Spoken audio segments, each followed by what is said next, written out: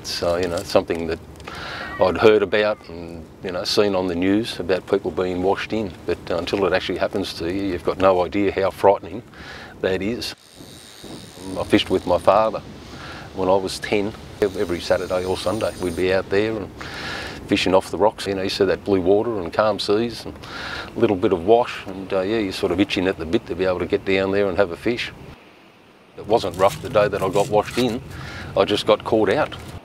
Two waves came along and came behind and both built up, and it just took my feet out. It was as though someone had just had a rope and two cars on each side, and it just went, and my feet were just gone straight out.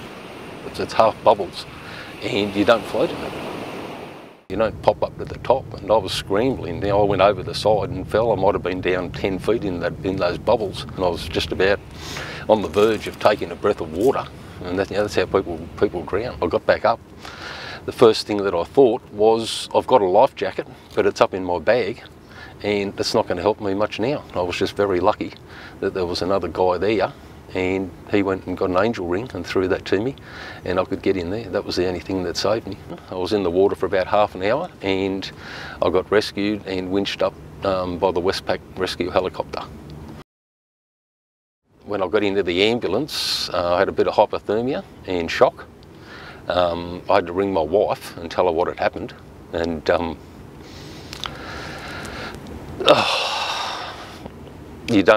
yeah, that wasn't a good phone call. No, she didn't believe me when I rang. She didn't believe me.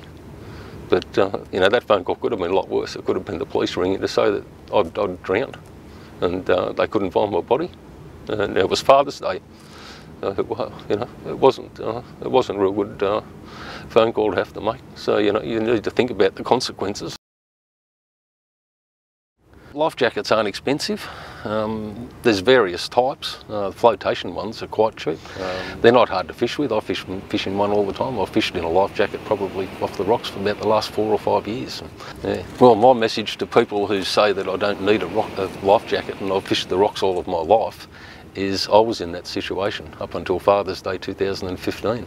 I'd fished the rocks for 45 years and never even come close to going in, and I went in.